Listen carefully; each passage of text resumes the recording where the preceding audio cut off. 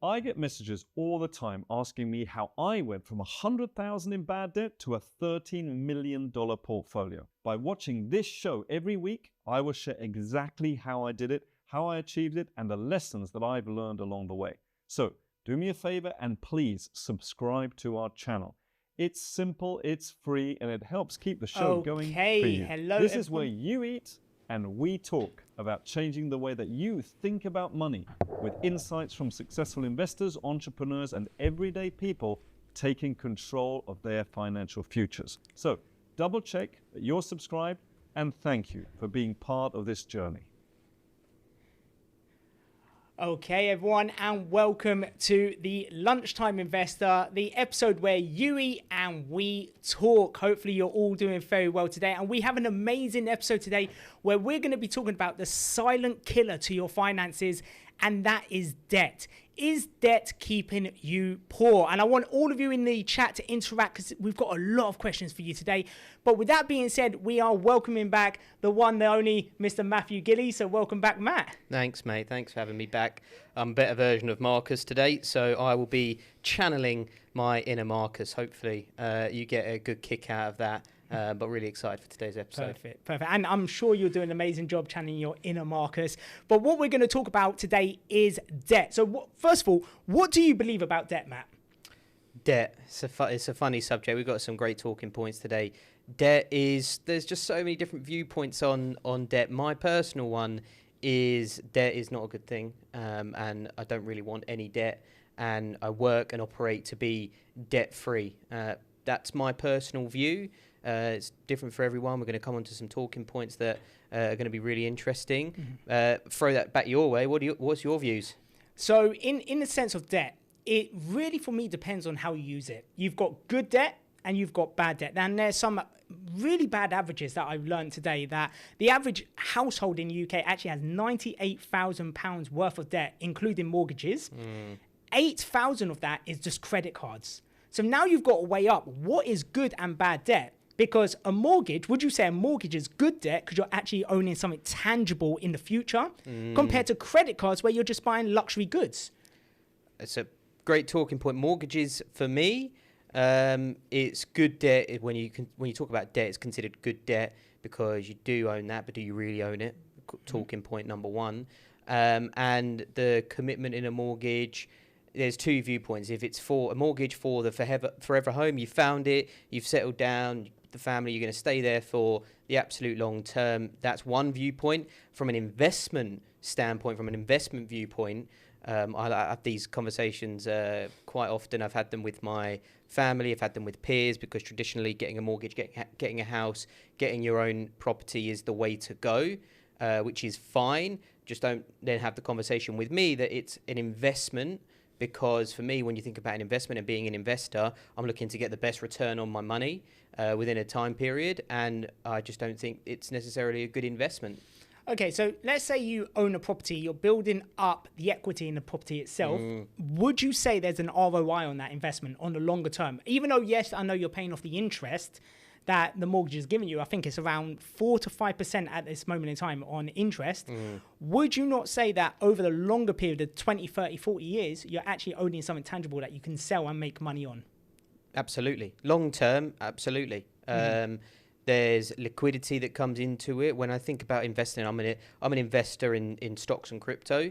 If I needed to, if something happened tomorrow, I can go and get and liquidate all of my money very quickly and pay for whatever it is that I needed it for. With a property, with a mortgage, very, very different approach to that. But over the long term, absolutely, property values go up over time. You've lived in it, you've got a lot of value from it, but also the ongoing costs of a property as well. You're not just paying the mortgage, it's then the bills on top of that. If something breaks, it's all under your ownership. You have to sort it out. Personally, for the viewers watching, I'm a renter. I don't live at home. I do rent. But that's out of choice because I want to take the money that I would be putting it in to a mortgage and put it into a portfolio that I know is going to grow and has grown at a much higher percentage year on year. Yeah. So everyone in the chat, what do you believe about debt? Do you think having a mortgage is a good form of debt or a bad form of debt? And in the terms of that, for me personally, I'll give you my point of view of a mortgage. Longer term, I believe it is a good form of debt because you're owning something tangible. There's actual equity you're building. But it's all about, can you keep up with that? Because the average household pays right now $2,600 annually just on interest. So imagine that you are an average household, you have an average income, and you're paying off $2,600 every single year just on interest. That's 10% of some people's annual wage. And if you look at that sense of, okay, so I'm paying 10% of that and I'm actually not knocking down the debt. Whereas if you are looking at the interest on a property and you're able to pay that back and actually build equity there, I still believe it's a good form of debt longer term. Let's have a look. Fun Video says money is stuck with mortgages and you have to pay the full amount every month, no defaulting. But 100%, you default. That's my whole point. That's my whole point. I want to own my own home. Yeah. Absolutely. But do you own it? Because if you can't make the payments, if you can't pay your 25, 30-year commitment, well, the bank is going to come knocking at the door and they're going to take the property away from you if you're unable to pay. So if anything happens in life financially and you're not in a good position, you've not got good money management, you don't have the opportunity to pay the mortgage over the next few months, cover yourself, then you're going to lose the property. So do you really own it until you get to a point where you've paid it all off? I don't think so. No, of course. And it does come down to how much can you physically stomach in regards to debt? Because a lot of people take debt on and they're needing to. The debt cycle in the UK is ridiculous because what happens is you take on debt, you repay the debt, and guess what you do? You take on debt again, then you repay the debt, and then you take on debt again. And interest rates are not going away. They are still relatively high, and you're paying more and more and more back on that debt that you're taking. Whilst the value of the money is coming down, everything's costing more, but that mortgage is there. Your 30-year commitment. I mean, Paul just put something in the chat there that was an interesting point for everyone that saw that. And we've got the poll there. That's an interesting poll result. So we'll go over to the poll because what we are looking at is what is the biggest debt struggle right now for a lot of people. And we are looking at 35% of people saying they are debt free. Where would you say that you are right now on that cycle? Is it a percentage of being debt free? Yeah. So would you say that you would be debt free, or would you say that you're paying back credit cards, student loans? No, debt free. I'm not the best educated. Didn't want to go to university. That's a talking point that we've got. Don't have a mortgage and credit card debt. I mean, whilst we're on the subject, I'll never forget it. I wanted to get a credit card. I was going to Thailand traveling, so getting a credit card for security. Go to my bank that I banked with for 8 years and said, I'll have a credit card, please. And they said, you won't because you've got no credit score. Mm-hmm. And so I was like, well, okay, well, I don't owe any money. I've got no debt. And they couldn't give me a credit card. And it was like, what? And then on the other side, I know people that have got multiple credit cards, maxed out credit cards, can't pay the credit cards off and take out a new credit card. And they'll just keep getting credit. And it's like, don't get me started because it really gets to me because someone that's focused on being debt free, good money management has got to a point where I feel like I'm penalised for being in that position, which is mental. Of course. And the banks say, right, for you to be able to get a credit card, for you to be able to get a loan out on us, we want to see a credit score. Yeah. And you're like, right, brilliant. How do I build a credit score? You need a credit card. And you're like, but I've come to you for the credit card. You've said no. But I need a credit score to get a credit card, but I can't get a credit card because I haven't got a credit score. Yep. And it's just that negative cycle. And what you say is a lot of people are very dependent on their debt. They pay their debt off and then they take it again. I remember being at university a long time ago right now. Long time ago, Yeah, definitely for me. But with that, I was living on my overdraft. I would pay my overdraft off when my student loan come in. And guess what? I would go back into the overdraft by the next 3 months. And that is the cycle a lot of people are in. They pay off the debt they're in, but then because they've used or maxed out all of their allowance, they have to be forced to take back on more debt. It's a downward spiral. It's downward spiral. And Manam just put something in there. So should I not build a good credit score? Well, what I learned from my own experience is, yes, you should build a good credit score. Number one it's the system that we live in, unfortunately. So you have to. But on the second thing is that, let's say I didn't want to take money from my investment. Something happened and I needed to go and get and raise some money quite quickly. That's why I eventually, with a very high interest, got like a small £500 credit card to try and build up the credit score, because I operate in the future that if something does happen, I need to get money, and I don't want to necessarily use my own investment portfolio. I can go and get it, use that debt to be able to do it. So Manam, I would say it's probably a good idea to build a good credit score for sure, because that's the system that we live in. It is. And this is what wealthy people tend to do, right? They don't spend their own money. They use credit. They use the credit and they use the money that they actually have into tangible assets or vehicles, let's just say, that's going to make them some level of return. What would you say? So you've said that you become debt free. What would you say has helped you to become debt free? What was it, that turning point to go, do you know what? This is where I'm now working towards becoming debt free and not going to have any debt in my life? That's a great question.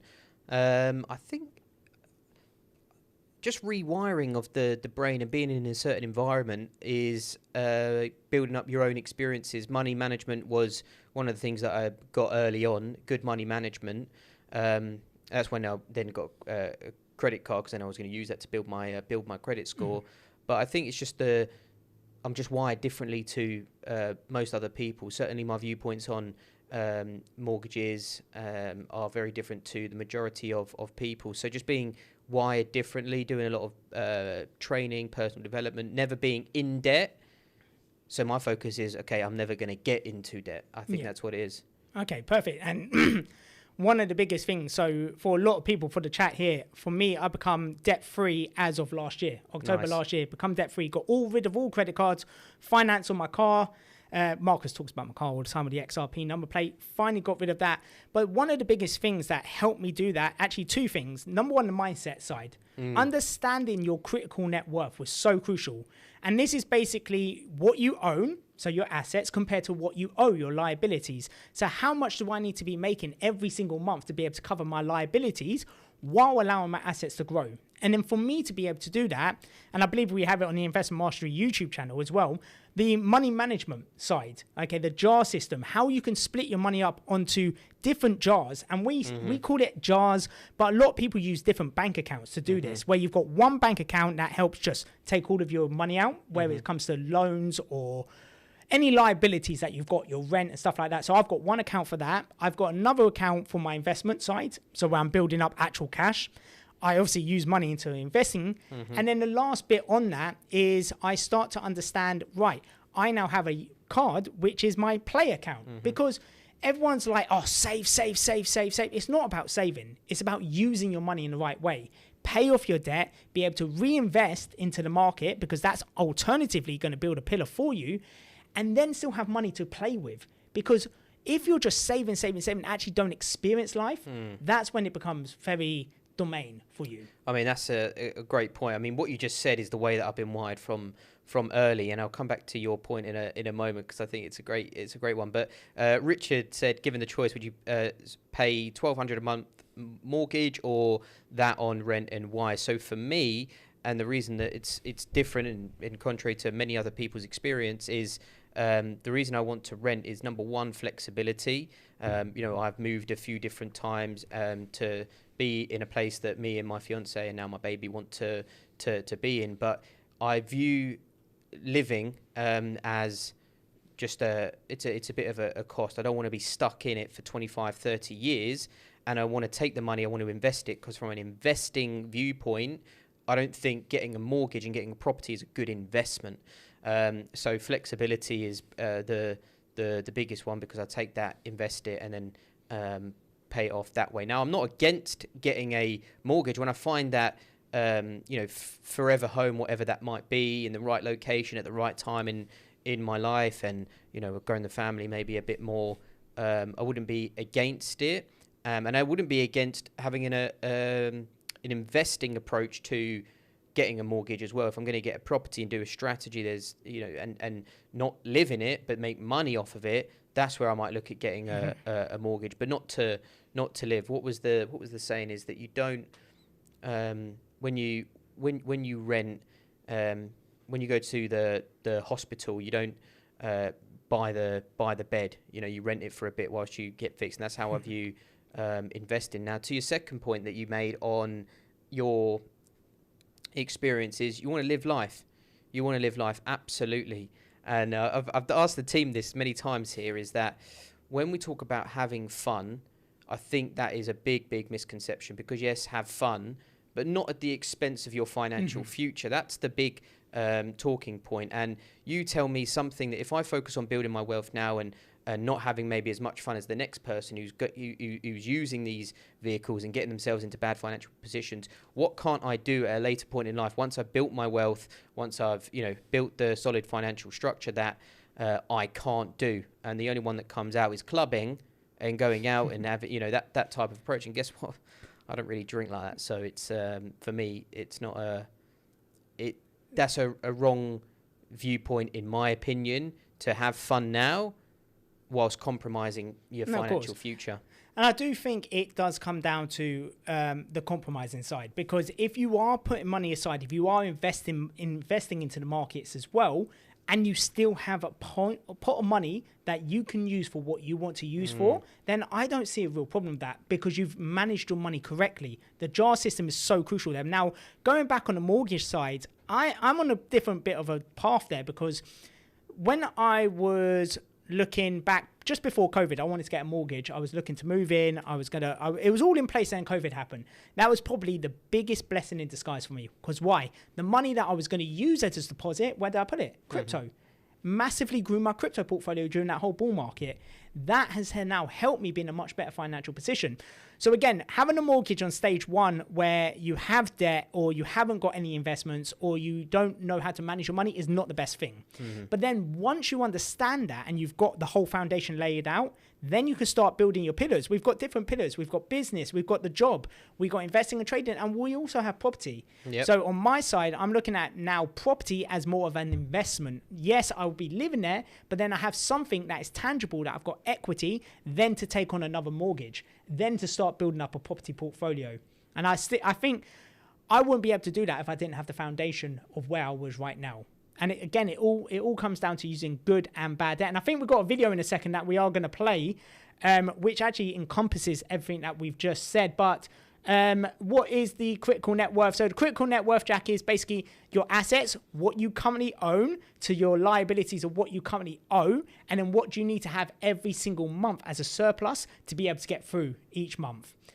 So what we'll do, we're going to play this video now, and we'll have a few I'm scared of points. having to go back and work a regular ass job. I'm scared of those things. I'm scared of living a normal life. And that's why I don't care what anybody thinks, bro, or this or that. I just jump 100% of the time. You were told that if you didn't go to college, you would never amount to anything. And you're taking these classes because you were told you had to go here anyway, but you don't really know what you want to do and don't know who you are. So at the end of the day, you end up with a degree that you can't use. As education, you want a real education, go start a business. You'll learn more in 6 months starting a business than any business school 4-year degree or MBA or any shit university education teaching you marketing. Forget that. If you don't want to live in a controlled life anymore, you have to set yourself free. And the way to set yourself free is to rewire your mind and decondition the unconscious. And I think that kind of encompasses what you said, right? Rewiring your mind, because a lot of people have the same terminologies in their head of debt is necessary, that I need to have debt in my life to be able to live. Number two, that I need to have a job, right? A job is a necessity for me. What would you say? Would you say a job is a strong pillar for you? 100%. I think there's a big difference between a job and a career. If you're working in a job, I feel like when you say job, it sounds like it's a negative thing. You don't probably enjoy it. You're not passionate about it. But in terms of me, it's a career path that I'm on. And it's the strongest pillar that most of us have. It's the most consistent thing. And whilst we try and do other things and we learn to invest, that's, I think everyone should be doing it, having a career in that steady income whilst growing your skill set, adding more value, earning more money, not just, being on a set salary without adding any extra value to then be able to get more money to put into another vehicle. I think it's I think it's a really strong pillar, and it's the skills as well. You know, personally, I didn't go to university, so I got my own viewpoints. I think that when it comes to and we think about universities and people that have got a degree, I think that's valid in certain industries and certain roles. You know, I wouldn't want to get surgery done on my daughter if the surgeon didn't go to university and have a degree. But at the same time, someone that goes and does 4 years for a business degree has no experience. They're just 4 years late to starting the same journey that I was on, because I think learning business within a business and learning skills within a business is way more powerful than the degree that someone's going to come out with. And I think I'd struggle for anyone to convince me otherwise in certain degrees. But then, like I said, a lawyer, you wouldn't want a lawyer representing you if they don't have a degree, unless they're Mike Ross, shout out Suits. But do you know what I'm saying? So No, it depends on the degree for me. Yeah, and I do feel university, a large majority of people actually don't do what they learn in university, right? I went university, had an amazing time. What did you do? Sports development and coaching. Nice. So this is the point, right? Do I use one area of what I learn in this career? Yes, of course I do. I learned the coaching side and how to teach people in different ways. But I feel the biggest thing is the experience that you get, right? When you go to university, it's all theory. Like, I could learn how to fly a plane. I could read books, I could watch videos, I could do everything. But until I'm in that cockpit, I do not have the experience. And I think that's the same thing in real world, right? And we'll talk about the education side, but I do believe that in education, in the schooling system, they don't teach you the stuff that you physically need, experience-wise, to be able to live life. Definitely not financially. Not financially. They don't talk about finances. They don't talk about healthy eating, emotional control. They don't talk about any of that. But again, going to university is great if you are going to follow the career path. But you need the experience. And the second thing about that is there is a large amount of jobs that actually turn away university students. Why? Because they have to pay them a premium. The fact that they got that degree, you're then at a higher premium than most people. So you might not have the experience, but they'll have to pay you more compared to someone that does have the experience. So I do feel the university side, again... But on that comment, I would say that university, when someone gets a degree and they get whatever you get, degree, I don't really know, but let's say a first class honours, MBA, whatever it might be, it does show that they can go through something, do the revising, do the exams and go through that process, which is which is a good thing, because it means that they can focus depending on what degree it is. But for me, most thing is learning on a job. My mindset is you go in, you start as the cleaner, and then you just work up, you upskill, you get more skills, and you can work your way all the way to the top. If that wasn't true, I would be really, really messed up, because I wouldn't have much going for me in life. No, of course. And I think, again, on the university side, when you are going into a job or a career, it's all about what skill sets you have. Do you have problem solving? Can you work with a team? Do you have initiatives, and so on and so on and so on? Now, a lot of the university, you don't have that teamwork. You don't have that problem solving. It's just you read from a book and you get the education, and then you answer a few questions. Now, the difference between a job and a career, which you said, is the value that you provide, right? Yep. If you provide the value to a business, they'll pay you more money. Okay, you're paid on the value that you actually add.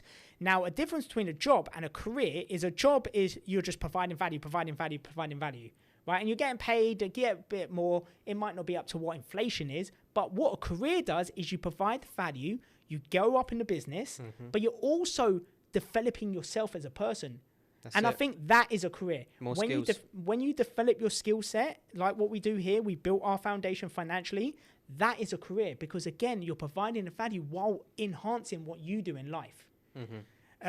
What would you say then is a common misconception people have when it comes to debt? I think it's actually what Fun Video said there. What a name, by the way. Going to university is a rite of passage, leaving behind childhood and becoming an adult. I think that comment comes from majority of people that, let's say, have not going to say easier, but a simpler life growing up, because some people are forced into becoming an adult, much earlier than what they should be in different journeys of life because of circumstances. And by doing that, then the societal norm is that you got to go to university, you got to get a mortgage. These types of things is just not the way that I'm wired, because I believe I was forced into growing up a lot earlier than what I needed to through my own experiences, my own mindset, my victim mentality, and that's actually served me really well. And I didn't go to uni, versus other people that go to uni and they don't actually become an adult. They're just 4 years student debt and not really better off for it. So it depends on the upbringing, I think, of the each individual, because some people do have it tough. Yeah, it's a swings and roundabouts, right? And again, it's all about what do you do after that 4 years? Do you utilize it to your benefit and actually build that career quicker than other people? Or have you just wasted 4 years? Because the norm in this society is you go to school, you learn the education, you get your GCSEs, you get your A-levels, and guess what? They go, right, you're going off to your university now. You go to uni, you do another 4 years, you get your degree, and then it goes, perfect, now you're going to work a job. And 9 to 5, you work that job, you meet a girl, you build a family, you buy a house, and then that's your life. And then all of a sudden, that's what you're teaching your kids. But then that, for me, it's just, that's the rat race, right? Because that's where debt thrives. Because once you start living in that mentality of this is what society's told me to do, that's when it becomes a problem. Because how are you going to break that norm? How are you going to rewire your mindset to go, no, I actually deserve better than this? And it's, by the way, education is so expensive, even from an early age. I've got a newly born daughter. It's extortionate, the amount that she's going to cost. And my biggest fear, and this might be controversial, is that if she is a young girl, toddler or going into the early teens, and she comes home and she goes, Daddy, I know you're paying for me to go to this amazing school. What's my identity? What should I identify as? And this whole conversation right now that is being talked and spoken about in schools is probably one of my biggest fears ever happening, and that's what I don't want her to be wired with. I want her to be wired with my values, my morals, my viewpoints, because I believe that my viewpoints, and that's what I want to be instilled to her. And if I was paying extortionate amounts of money for private school, whatever was to happen, because it is so much money, and then she came home and said that to me, let me tell you, it would be, Red Ross would be coming out from me, and he's not come out in a long time. No, of course. And I think if we can show the screen right now, this is what a lot of people are in. So we had a little Reddit post here, and it goes very standard of, I'm 23 and already feel stuck in the rat race. Working hard, but living paycheck to paycheck. I don't spend on luxuries, only bills and necessities, yet I can't save or even afford a basic car. My pay disappears in days, leaving me relying on a side hustle just to get by. I don't want to depend on luck or blowing up online to escape. I want to know what is the smartest way while I'm young to actually grow my money, clear my debt, and financial stability. And this is where a lot of people are in, because that is the rat race, right? You live paycheck to paycheck. You're using all of your money to then go on your bills, your necessities. And I have one simple answer for that. Cut down what you owe. That is your if you're in that lifestyle right now that you're living paycheck to paycheck to paycheck, what can you cut down? And I had a similar conversation with one of my mates, and they were like, oh, I can't really cut down anything, blah, blah, blah, blah. And I was like, okay, how many times you get a coffee? And he tells me, and I'm like, work that out now. And he was spending £200, give or take, on coffee a month. And I'm like, what could you do with that extra £200? And I think it's just that limiting belief of, I can't do anything. I'm stuck. I can't do anything. Debt is my only way out. No. Cut the liabilities that you have. And I know everyone goes, but Keith, it's easy for you to say. It's hard for a lot of people. I completely understand that. But there must be ways that you can cut that money. But then it's all about what do you do with that extra 200? Do you use it to pay off your debt? Or do you use that extra 200 to go into the markets like what we did, and then start building up an investment portfolio? That's what would you say? Oh, there's a few points in here. The first one is the first comment, and already feeling stuck in the rat race. That is wiring from wherever this person's been wired from, and the conditioning that they've had to even be talking at 23 and feeling in the rat race. Number one. Number two is you need to work on the skills, whatever career or job that you're doing is. You need to improve those skills, provide more value to then you can still live paycheck to paycheck. You're just earning more, being able to do more. And the last one for me is you got to then, if you're in that position, and I've been there, I remember putting £5 in the pay at pump because you need a minimum of £5 to get money in the petrol in the car. Is you need to extend. Okay, it ain't going to be solved in the next few months. Okay, you're 23, by 30, where do you want to be? And then you've got a timeline to say, okay, what do I need to do within that time? It might not be the nicest thing to do, but that's what I would do is extend those time horizons that you're talking about and work back. Because if you have a 7-year goal, you're definitely going to do it in 7 years. But on that journey, you figure out ways to speed it up. And the last one, and this is just for me, again, I don't want to offend people, but this is like the next generation after me is talking about side hustles as well. Side hustle. A side hustle is like, it gives me like a cringe because, I want to get a side hustle. Okay, what side hustle?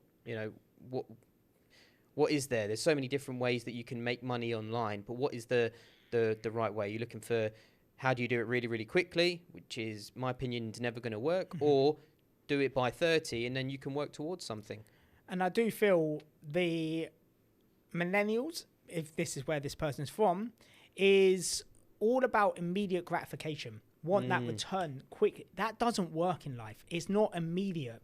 It is a process. We spoke about it a couple of weeks ago, compounding your money, your experience, your knowledge. That doesn't happen overnight. That happens over years of hard, dedicated work. And for me, again, number one, I just said, cut down what you're spending if you can. If you can't cut down what you're spending, what extra value can you give for the job or career that you're working in that you will be paid more? Because again, the business will pay you more for the value that you give. Yeah. So that's what we need to do. I think to that point is something that I got early on, which is you got two options. Is you can cut back on the coffees, right? That's one. The second one, just earn more. And you go, just earn more. That's just ridiculous. We'll go and add more value, like you're saying, and you will get more. If the money that you have is just a reflection of the value you provide to society, go give more value, increase your skills, and at some point you will get paid more. And if you've outskilled the position you're in, or the company that you're in, or the career you're in, okay, cool. There's many others out there. Then you can go there and say, I've got all of these, skills. I've got all of this evidence that I am as great as what I'm saying. Let me prove it to you. You end up getting paid more. But most people spend more when they earn more. It's a great point, Janita.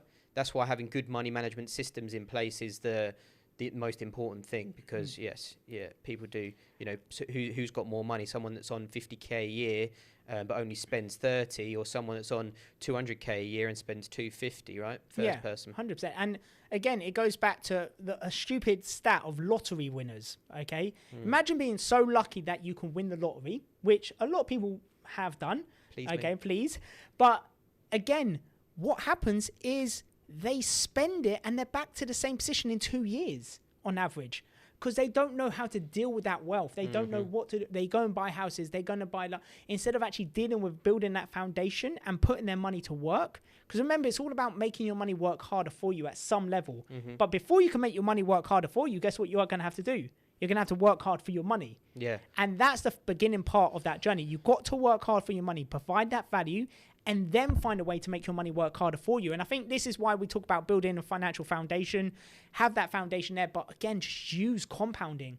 Compound your knowledge and experience, right? Because you grew the way you grew. Why? Because you were able to compound the experience that you lived through. Knowledge, experience, and then money as a result of that. But Keith just threw out a really, really great golden nugget there. I don't know if anyone picked it up in the chat. But I really love what you said there. Yeah. And again, it is at the beginning, you do have to work hard for your money, and then your money will work hard for you. There's a misconception with this next, I'm saying it, I'm speaking like I'm 65 years of age, but this next generation, the most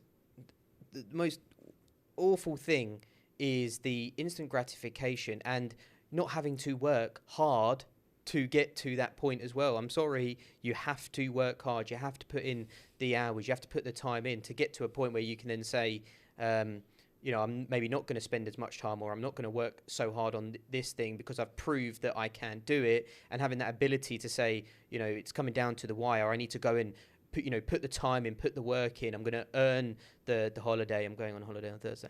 But I'm going to put the time in. I'm going to work so hard that my value that I'm providing is undeniable. They're going to be saying that. I don't think Matt can put any more into that. You as an individual, how can he give us any more time? And then when you put in all the time in, is then, okay, how do I become more effective, grow your skills, do that, and then work hard, and then, learn and do, like Marcus would say if he was here.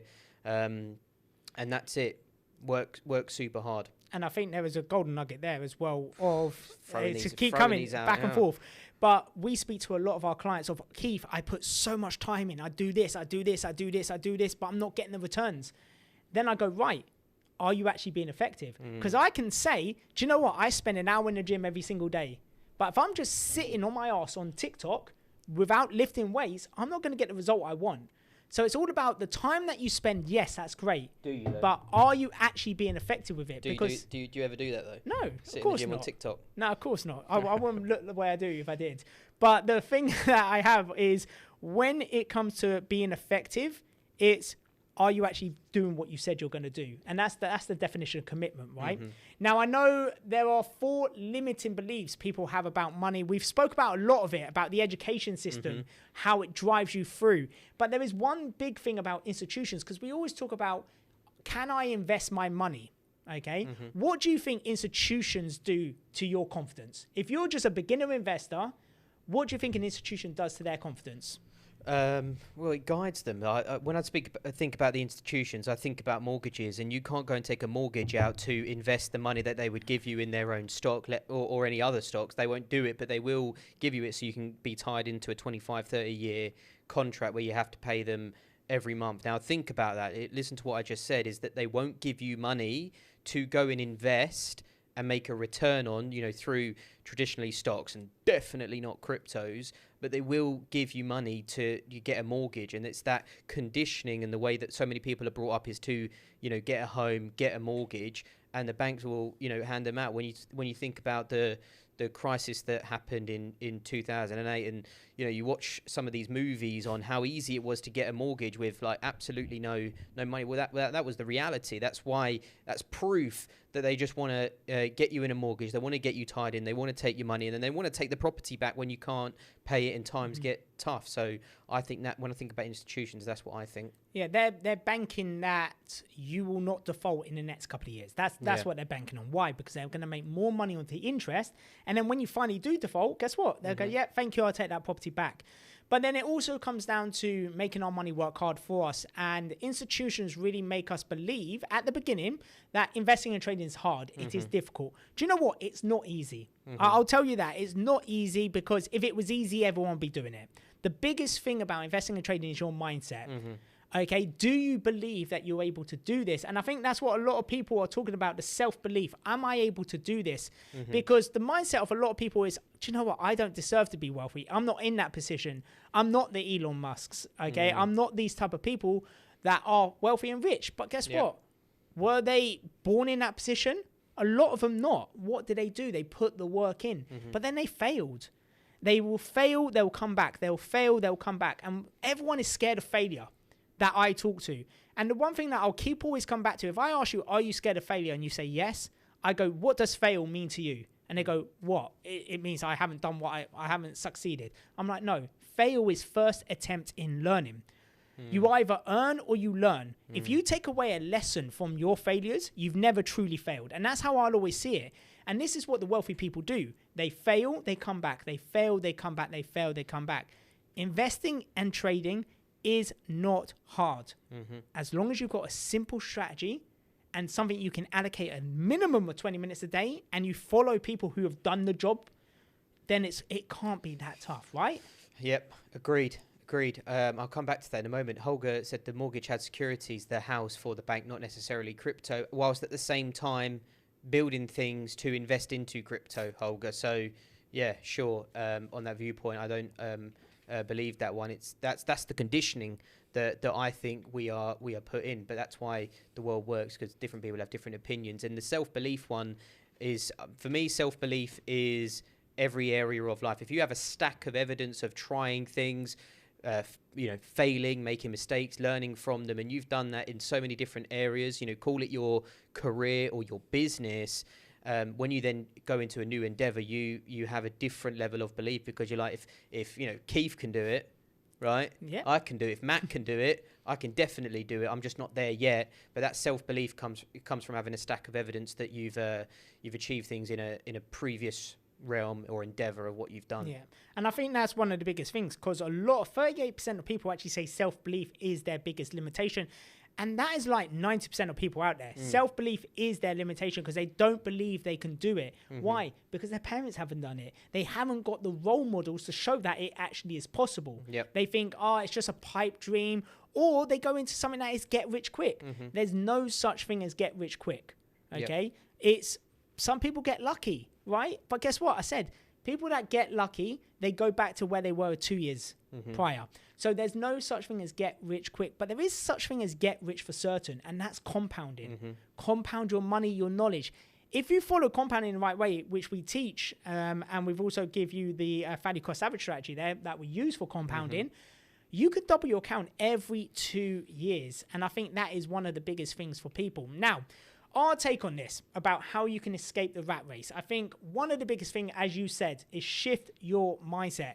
What would you say would be one thing that someone can do to shift their mindset?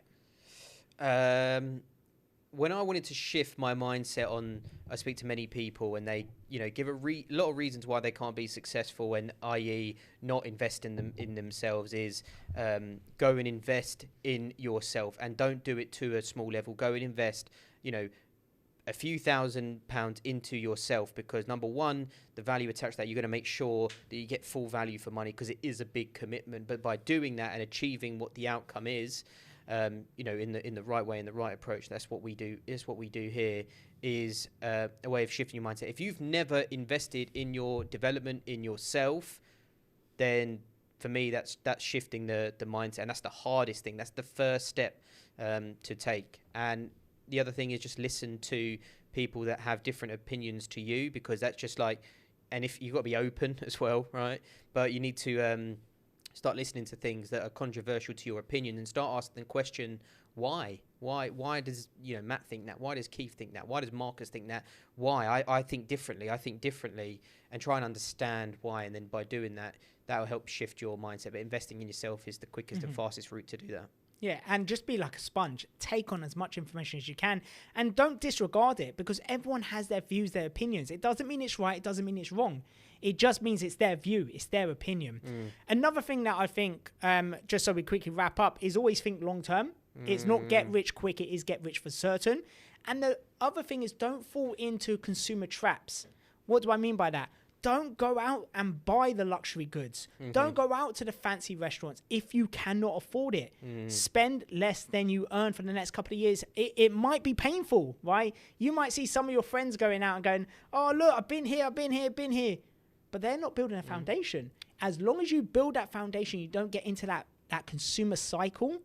That is when you're growing. The designer stuff, I want to... Someone try and convince me how paying £500 for a Gucci or Louis Vuitton top is worth it on any level. Please, someone try and convince me it is mental. That is the consumer mentality that you're talking about. It is, because it's all for show, right? We're living in a world that social media is king. Everything is driven by social media. The rich people don't seem rich. That's what you need to realize. They do not seem rich. Why? They don't go at the beginning of their journey and buy the Bugattis, buy the Lamborghinis. They leave that, they invest their money, and they build their wealth. Remember, making their money work harder for them. I just like black. Just you'll just catch me in black all the time. Keep it nice and simple, and the same pretty much every day. Of course, nice. Of course. And again, the final thought on this is the rat race isn't about money. It's actually about control. The more that you stay in this debt cycle, remember what I said, you get on debt, you pay it back, you get the debt again, you pay it back, and that is just the cycle. Think of it like a snowball going down a hill, right? As you push the snowball from the top of the hill, what is it? Tiny. But the further it goes down that hill or mountain, it gets bigger and bigger and bigger, and that's what the debt cycle does. So flip that mindset, rewire yourself, and invest your money. Remember, spend less than you earn, and invest your money. And again, we have posted the value cost average strategy in the chat for everyone. Very, very simple strategy for you to get started with investing and There's so trading. many, I just want to point out, there's so many resources in the chat here. We got the compounding calculator, which is mind-blowing. You've got the VCA value cost averaging strategy there for free, and you've got the money management calculator. So many useful tools that you've got there. My suggestion is save this video, like, comment, subscribe to the YouTube channel, and share it around. Yeah, shout out David. Is share it around if you think it's valuable for someone. Either someone else or someone that needs to be reminded of it in the future. And lastly, before Keith wraps up, is make sure next week, if Marcus is back, that you say how much of a great episode this was. And we want Matt back on the show. Yeah. That's it. And again, there was a lot of interaction in chat, so thank you everyone here once again. Hopefully you got one or two little golden nuggets, and what I'll do is I'll leave you with this, as we do every week: never quit, because if they can do it, you can do it too. Remember, get out of that mindset that debt is necessary, and let's start investing your money. Other than that, I wish you all an amazing day, and I will see you all next Tuesday for our next podcast of the Lunchtime Investor. So bye for now.